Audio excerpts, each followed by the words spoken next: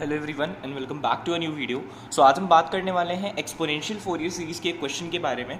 ठीक है, तो पहले हमने फॉर्मूले को डिस्कस कर लिया है, पर यहाँ पे फिर से देख लेते हैं कि हमारा जो एक्सपोनेंशियल फोरियर सीरीज़ का जो फॉर्मूला है वो x t is equals to c n x t is equals to summation n is equals to minus infinity to infinity c n e की power j N omega not t.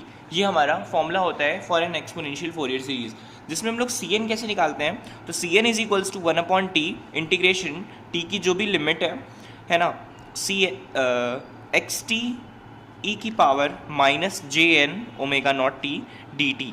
ये मेरा formula था C N के लिए। ठीक है, तो इस क्वेश्चन में मेरा एक्स टी क्या है वो हमें निकालना पड़ेगा, क्योंकि ये एक ट्राइंगुलर वेव फॉर्म की फॉर्म में, तो इक्वेशन एक लाइन की इक्वेशन हमें यहाँ पे निकालना पड़ेगा। तो अगर हम बात करें यहाँ पे साइड में बात कर लेते हैं, तो यहाँ पे जो मेरी वन कंप्लीट साइकिल हो रही है, जो कि मेरी टी की वैल्यू होती है, तो ये जो वन कंप्लीट साइकिल है वो कहाँ तक हो रही है, इस एक वेव की स्टार्टिंग पॉइंट से यहाँ तक देखिए ये कंप्लीट साइकिल हो रही है। तो 0 to 2, तो मतलब यहाँ पे मेरी जो टी की जो वैल्यू है वो एक्चुअली 2 है। उसके बाद यहाँ पे देखिए ये पॉइंट जो है मेरा 1,1 है और ये मेरा पॉइंट जो है 0,0 है। तो यहाँ पे x1 की वैल्यू 0 है और वही सेम y1 की भी है, और x2 is equals to y2 that is equals to 1। देखिए x2 भी 1 है, y2 भी 1 है मेरा। ठीक है, तो अगर आपको इक्वेशन याद होगी तो वो हम लोग कैसे निकालते थे, x2 minus y2 minus y1 is equals to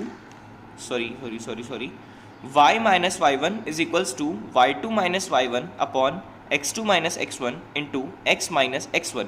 ये इक्वेशन होती थी मेरी लाइन के निकालने के लिए। थोड़ी वीडियो ब्लर आ रही है। और y यहाँ पे y as it is put कर देंगे, और y1 की वैल्यू 0 है तो इसलिए यहाँ पे हमने दिखाया नहीं। देखिए y1 की वैल्यू 0 है। फिर उसके बाद y2, और y2 की वैल्यू क्या है मेरी 1 है, तो हमने यहाँ पे 1 लिखा, माइनस y1 0, कोई ज़रूरत नहीं लिखने की। x2 की भी वैल्यू 1 है, और यहाँ पे एक्चुअली यहाँ पे x ही लिख देंगे क्योंकि x1 की वैल्यू भी 0 है। अब यहाँ पे मेरा x क्या है, t है, और xt क्या है मेरा y है। तो यहाँ पे हम लोग सीधा लिख देंगे xt is equals to t। ठीक है, तो यहाँ पे मेरी जो वैल्यू आई है वो t ही आई है। ठीक है, तो यहाँ पे हम लोग क्या करने जा रहे हैं, अब इंटीग्रेट करने जा रहे हैं। तो इंटीग्रेट जब हम करेंगे तो कैसे करते थे, 1/t, ये फॉर्मूला था मेरा 1/t। तो 1/t की जगह लिखेंगे 1/2 इंटीग्रेशन। लिमिट क्या हो जाएगी मेरी, अब देखिए 0 से 1 तक इसकी वैल्यू t मिल रही है हमको। ठीक है, लेकिन 1 to 2 इसकी वैल्यू 0 है, तो 1 to 2 इंटीग्रेट करने की ज़रूरत नहीं है, वो 0 ही आएगा। तो हम लोग सिंपली क्या करेंगे, 0 to 1 को इंटीग्रेट करेंगे, टी ई की power minus J N omega not T D t. ठीक है, अब यहाँ पे ओमेगा नॉट भी देख लेते हैं क्या है। Omega nought is equals to 2 pi f होता है, एफ को क्या लिख सकते हैं 1/t, तो 2 पाई बाई टी, और यहाँ पे टी की वैल्यू क्या है 2 है, तो 2/2 पाई, तो यहाँ पे 2 कैंसिल, पाई ओमेगा नॉट की वैल्यू पाई। ठीक, अब यहाँ पे आते हैं 1/2 इंटीग्रेट करते हैं इसको, टी का देखिए इसको क्या बोले, इसको बाय पार्ट्स इंटीग्रेट करेंगे। तो बाय पार्ट इंटीग्रेशन में क्या होता है, फर्स्ट फंक्शन को एज इट इज छोड़ते हैं, सेकंड फंक्शन का इंटीग्रेशन ई की power minus J N omega not t divided by इसका जो इंटीग्रेशन हुआ वो एक्चुअली ये हुआ, minus integration of differentiation of first function. तो डिफरेंशिएशन ऑफ फर्स्ट फंक्शन 1 होगा, और उस इंटीग्रेशन के अंदर ये वाला फंक्शन लिखेंगे, मतलब पहले फंक्शन का भी इंटीग्रेशन। तो मतलब इसको 2 बार इंटीग्रेट करना है, इस फंक्शन को 2 बार, पहली बार ये इंटीग्रेट हुआ है, एक बार और जब इसको इंटीग्रेट करेंगे तो ये हो जाएगा ई की power minus J N omega not t divided by minus J N omega nought का होल स्क्वायर, और इसका कहाँ लिमिट है 0 to 1। ठीक है, अब हम लोग क्या करेंगे, 1/2 इसको फर्दर एक्सपैंड करेंगे, अपर लिमिट जब पुट करेंगे टी पे तो 1 जब पुट करेंगे तो 1 तो एज इट इज छोड़ देते हैं, ई की पावर माइनस जे एन ओमेगा नॉट हो जाएगा, टी की जगह 1 पुट कर दिया divided by minus J N omega nought, इस पर कोई इफेक्ट नहीं पड़ेगा। ठीक है, माइनस, अब यहाँ पे जब लोअर लिमिट पुट करेंगे तो ये 0 हो जाएगा, तो लिखने की जरूरत नहीं, यहाँ सीधा सीधा ये वाला माइनस उठाते हैं और ब्रैकेट बना लेते हैं। ई की power minus J N omega not, t की जगह 1 पुट किया, ई की power minus J N omega nought divided by minus J N omega nought का स्क्वायर, माइनस लोअर लिमिट क्या है 0 है, जब 0 यहाँ पुट करेंगे तो ये इक्वेशन 1 हो जाएगी, तो मेरी 1 divided by minus J N omega nought का स्क्वायर।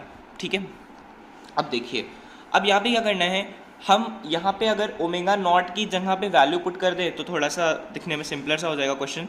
तो 1/2 और ई की पावर माइनस जे एन पाई, ओमेगा नॉट की वैल्यू पाई थी, और यहाँ पे हम लोग क्या करते हैं, जे से ऊपर नीचे मल्टीप्लाई कर लेते हैं। जे से जब मल्टीप्लाई करेंगे तो नीचे भी जे से मल्टीप्लाई होगा, जब नीचे जे से मल्टीप्लाई होगा तो जे इंटू जे, जे स्क्वायर हो जाएगा, और जे स्क्वायर की वैल्यू हमें पता है क्या होती है, -1। वाई आई स्क्वायर की भी वैल्यू -1 होती है, के स्क्वायर की भी और जी स्क्वायर की भी। तो मेरी जे स्क्वायर की वैल्यू -1 होगी, और पहले से इसमें माइनस था तो माइनस माइनस प्लस हो जाएगा, तो यहाँ पे एन पाई बचेगा। मैं एक बार दिखा देता हूँ, यहाँ पे j square n omega nought, और यहाँ माइनस की साइन है, minus into -1, -1 into -1 n omega nought, तो ये एक्चुअली एन ओमेगा नॉट आएगा, और ओमेगा नॉट की वैल्यू पाई। ठीक है, उसके बाद माइनस यहाँ पे आते हैं, तो इसको ही ब्रैकेट में रहने देते हैं, ई की पावर माइनस जे एन पाई लिखते हैं इसको, डिवाइडेड बाई, अब यहाँ पे देखो जे स्क्वायर करेंगे हम लोग, और पहले से माइनस की साइन है तो ये पॉजिटिव हो जाएगा, तो यहाँ पे एक्चुअली मेरा एन पाई बचेगा क्योंकि ओमेगा नॉट की वैल्यू पाई है, -1 अपॉन, अब यहाँ पे देखिए क्या है, यहाँ पे भी क्या हो जाएगा, 1 हो जाएगा, ये सिंपली ये तो 1 ही हो जाएगा, इसमें कोई मतलब दिक्कत की बात नहीं है। तो यहाँ पे क्या करेंगे, जो एन पाई, ठीक है, क्योंकि इसकी वैल्यू स्क्वायर हो जाएगी, हाँ ठीक है, एन पाई। अब क्या ध्यान देने वाली बात है, आप यहाँ पे एक माइन्यूट सी मिस्टेक हुई है, इसको ध्यान देंगे आप कि यहाँ पे मेरा स्क्वायर है ना, तो स्क्वायर का मतलब कि ये पहले से पॉजिटिव है, स्क्वायर टर्म्स पॉजिटिव होते हैं, तो यहाँ पे नेगेटिव साइन लगाने की ज़रूरत नहीं थी। तो यहाँ पे जब मैं j का स्क्वायर करूँगा तो वो -1 होगा, तो यहाँ पे एक माइनस की साइन आ जाएगी, और उसी तरह यहाँ पे j का स्क्वायर जब मैं करूँगा तो यहाँ पे एक माइनस की साइन आएगी जो इसको पॉजिटिव कर देगी, माइनस माइनस प्लस कर देगी, और यहाँ पे भी n स्क्वायर पाई स्क्वायर होगा, क्योंकि ये स्क्वायर टर्म है, स्क्वायर टर्म हमेशा पॉजिटिव होते हैं, चाहे उनके आगे कोई भी नेगेटिव साइन हो, कुछ भी हो, पॉजिटिव हो नेगेटिव हो। अब यहाँ पे 1/2 और यहाँ पे ई की power minus J n pi divided by n pi into j, minus sign अब हम अंदर ले जाएंगे तो ये हो जाएगा प्लस ई की power minus J n pi divided by n square pi square -1 upon n square pi square. जहाँ तक बिल्कुल ठीक है, मतलब कोई परेशानी नहीं होगी। अब इस इक्वेशन के बाद लगभग हम लोग का आंसर आ गया है, लेकिन इसको थोड़ा और सिंप्लीफाई कर लेते हैं। तो मेरी इक्वेशन क्या बनी थी, 1/2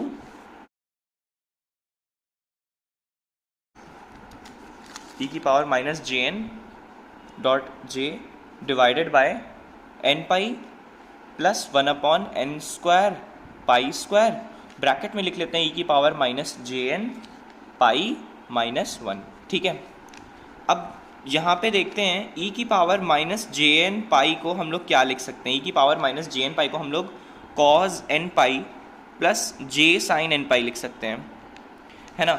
और यहाँ पे एन पाई का मतलब ये तो ज़ीरो हो गया सिंपली, ये तो आपको क्लियर होगा माइंड में।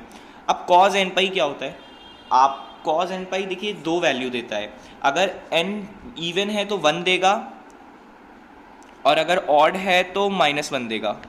तो हम लोग -1 टू द पावर n अगर रख लें तो कोई परेशानी नहीं होगी, क्योंकि इवन आने पे वो 1 कर देगा और ऑड आने पे वो -1 कर देगा। तो 1/2 -1 to the power n dot j upon n pi plus 1 upon n square pi square divided by -1 to the power n -1, ये मेरा रिक्वायर्ड आंसर है।